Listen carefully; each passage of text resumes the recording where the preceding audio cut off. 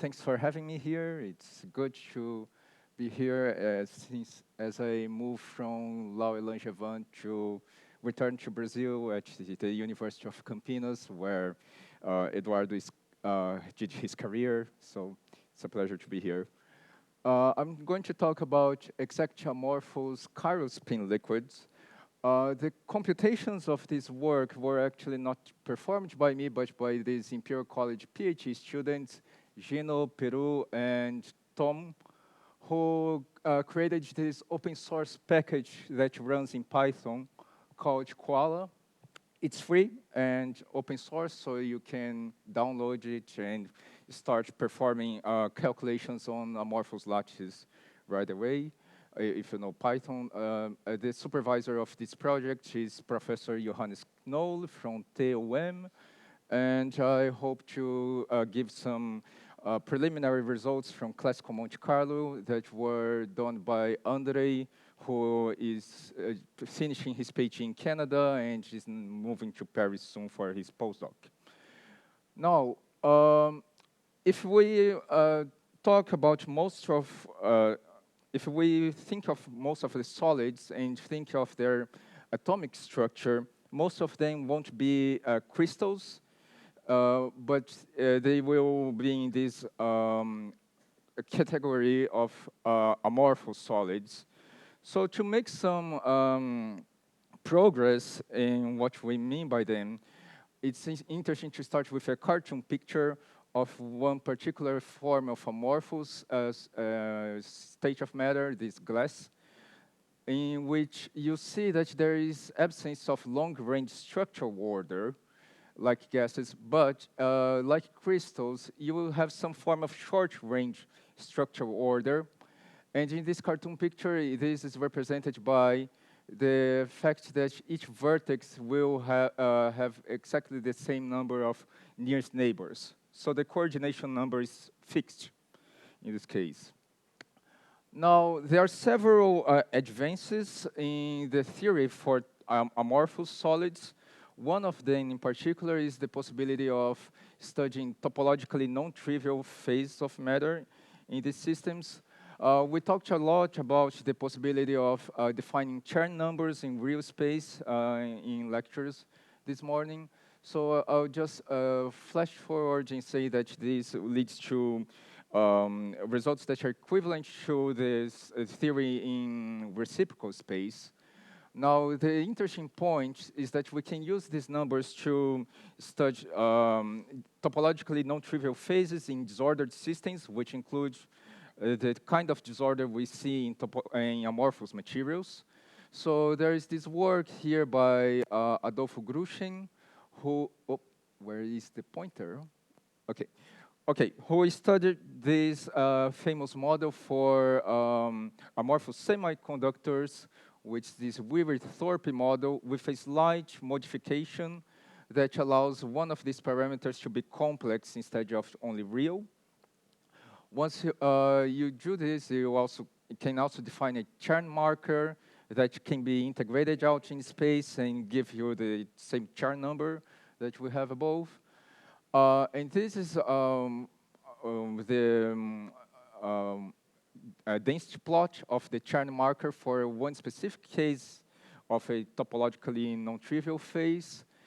And we can also see that we can have exact quantization of this Chern number that varies with numbers of plus or minus 1 according to the values of these phi, v, and w.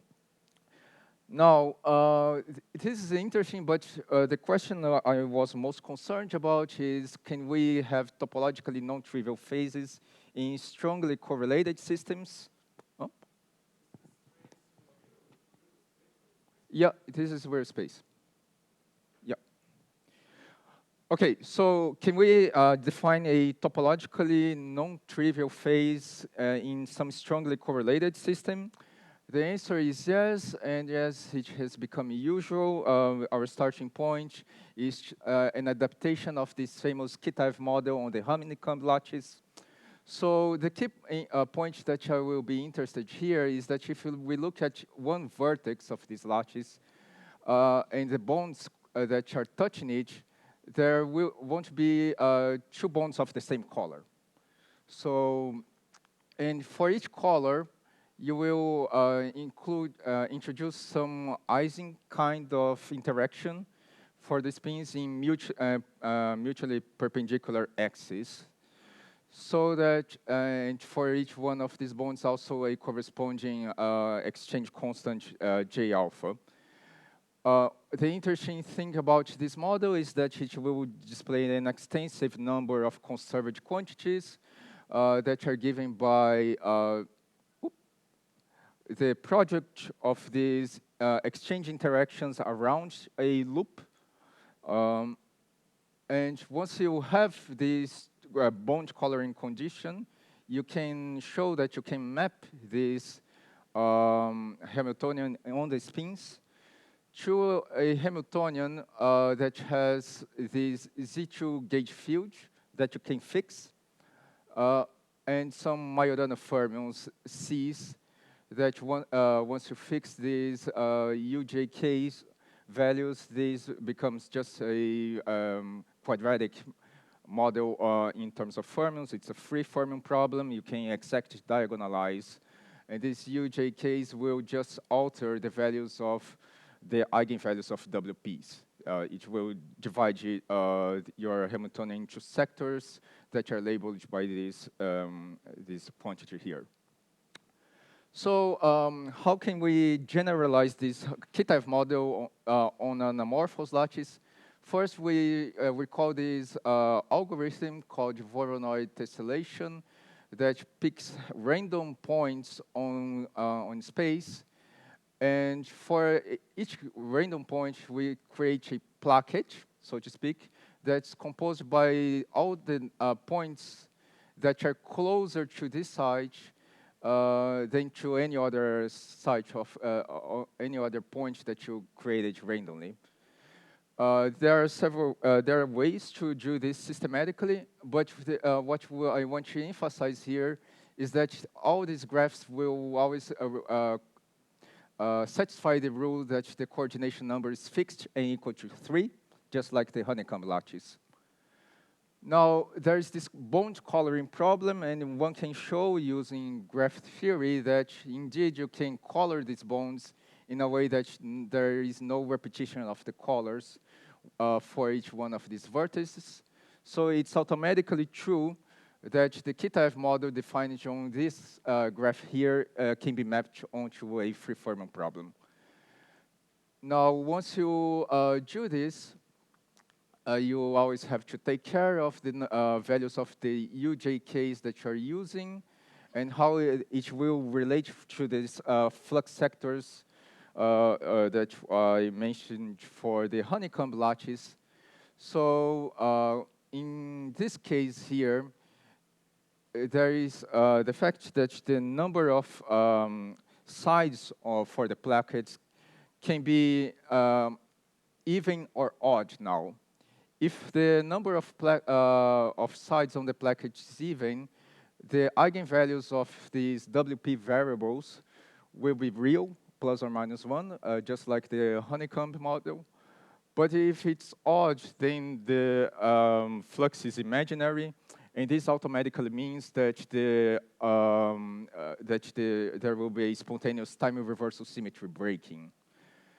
So here's an example. You see here fluxes of 1 or minus 1, and this varies according to the values of these Z2 gauge fields that we are fixing.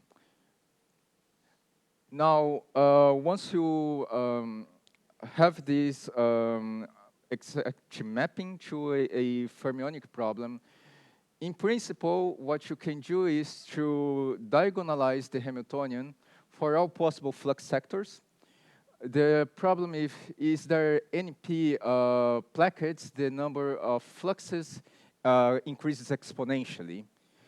So for 10 plackets, 16 plackets, is still feasible to do exact diagonalization. Here is an example in the case of 10 plackets with 512 different flux sectors. But if we increase to something like 25 plackets, then it becomes unfeasible.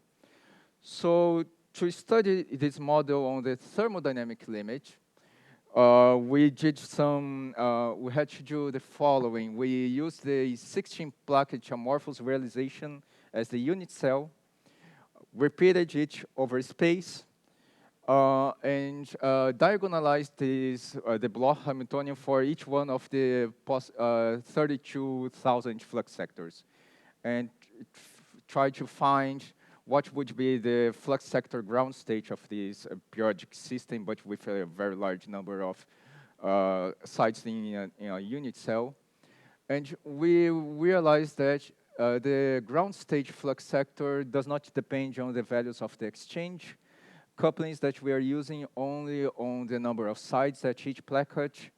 So let's see, if the number of sides is a multiple of 4, then the flux will be -1. Otherwise, if it's still even, it will be +1. If the number of sides is odd, then it can be +r or -r, but the point is, once you fix the value of one placket, the value of all other plackets will be fixed as well, according to this rule. So the ground state is well-defined, and it's actually coherent with this Lieb's theorem that was first approved for square and honeycomb lattices. So once we know the flux ground state, we can study the phase diagram of the system. So let us start start from this pure JZ case, in which we have separated dimers, and then descend up to the point of the isotropic case, in which all of these exchange constants are equal. And we see that we start with a system with, by looking at the density of states of the excitations. We start with a gapped system, then the gap closes, and then reopens again. So this is the first indication that we can have some topological phase transition. The second thing is, okay, we drew the system in periodic boundary conditions, and then diagonalizing open boundary conditions, and we realize that there is a zero mode appearing. Plot the zero mode in real space and find that they are localized on the borders. Finally, we use that shared marker we observed before, calculated it, and integrate on the bulk, and realize that this integration here on the orange area will be give a Chern number that's exactly quantized, and it will be plus or minus 1. Plus for one of the flux configurations, minus for the flux configurations with inverse fluxes for the imaginary values. Okay, so since we have something, some quantum spin liquid that breaks time reversal symmetry, and it is associated with a non-zero Chern number, it's a chiral spin liquid. And it's an exactly solvable model in glassy lattice. So there are several ways these ideas could possibly be implemented. So if we recall these layered Mott insulators on forming honeycomb lattices, the nearest neighbor exchange model will always include Kitaev as an interaction allowed by symmetry. So the question is, can we find a material that maximizes this as opposed to these other interactions? Once we find such kinds of materials, say there are some examples here, one thing we could do is pick this crystalline phase, melt it, and then rapidly solidify it so that there is a continuous transition here to a glass phase instead of a crystallization process. This is a well-known procedure to get glass phases. Another one that was proposed in this recent Imperial is to pick these focused ion beams, and this has the advantage of, in principle, allowing you to control the degree of structural disorder on your system. So Now, I don't know how much time I have, but as we can see from this Hamiltonian, okay. So there are much more than just Kitaevs, and there are possible ordered phases here. So I don't have much time, but I just say that we chose classical Monte Carlo to start a study of this Kitaev-Heisenberg model, which would give you the largest ground states for these systems. We could find that something like phase transitions on the same points that they appear on the honeycomb lattice, so there's something similar here happening. There are some features on the specific hitch that are coherent with the classical spin liquid that we find for the largest theory of the Kitaev model on the honeycomb lattice. And the most interesting thing that we have is a difference on the honeycomb lattice. If we take the pure Kitaev model and introduce a small ferromagnetic Heisenberg, we observe the formation of a ferromagnetic order. But on the amorphous lattice, we have something different. At high temperatures, we got the paramagnetic phase, we all know. There is an intermediate temperature regime in which there is a nematic order.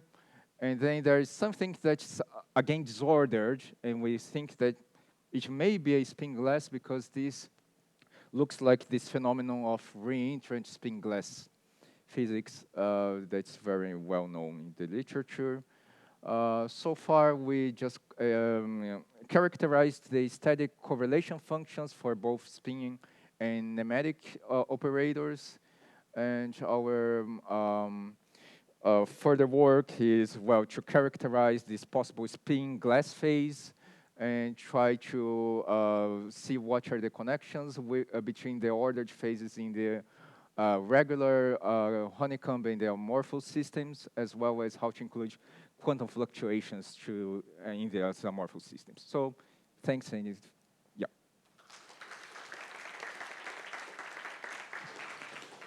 Questions? Oh.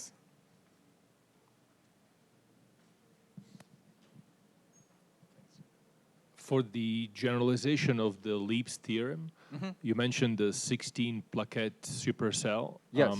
Is that just for that size, or can you generalize it to other sizes?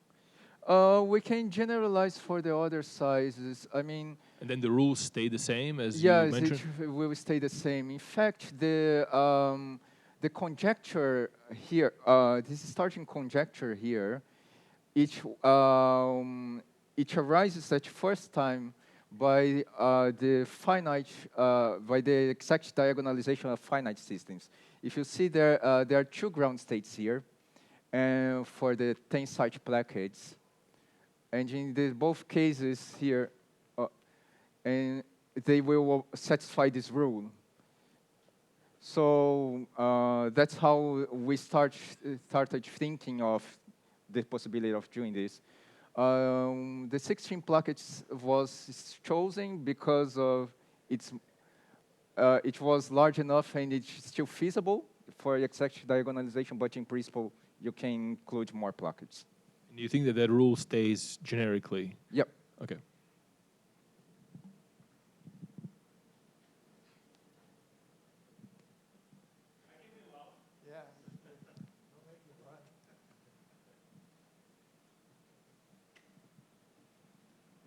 Willian, do you understand what is the mechanism that is causing the threefold rotational symmetry breaking, the nematic?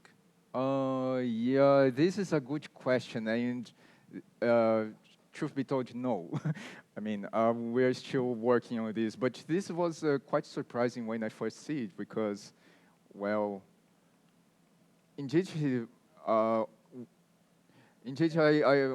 didn't expect something to be that easy to see some form of nematic order, right? Yeah. But naively, I would expect, like what Thomas was saying, right? That if you have a ground state that breaks the threefold rotation, that you could find a state that is not spin order but breaks it. But here, all your spin order states preserve the threefold rotation. Is that correct? All the spin ordered states preserve or rotation. No? Yep, I think so. Okay.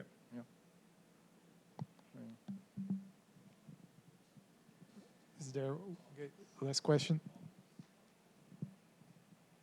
Yeah. So in your talk, you in every site you had one red, one green, and one blue, right? Yep. So suppose you added some kind of randomness where you took one of those bonds and added a defect in the color.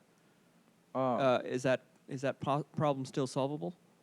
Well, then the mapping wouldn't be possible. It wouldn't be perfect, but let's suppose they're Right. dilute. You could. dilute Well, random. if you dilute the model, then yes, you can still make it. The mappings would still be valid. Yeah, but we didn't do this. I have two quick questions. Oh. One is for the Voronoi Tessellation, which you're using here. Is the coloring scheme unique? No, there are other coloring schemes apparently. There is at least one, but there are more than one that you could choose. But do you think the physics is qualitatively the same for the different Kitaev models you can define? Yeah, that's an excellent question, and I don't know. I mean, but if we, I imagine that if we are going to do some more refined way of creating these lattices, there must be some constraint on the way you place these green, red, and blue bonds, right? Because of the, you can think that what you're going to do is to take these octahedra apart and then reshuffling them, right? And then this would give something that preserves the number of X, Y, and Z bonds. And I don't recall if these constraints were applied to the code, but yeah, I could check. Okay, the other quick question. What about the statistics of the flux gaps? So in the amorphous case, do you get arbitrarily small gaps, or is there a minimum value of the gaps, which apparently is related to the stability of your chiral spin liquid against perturbations?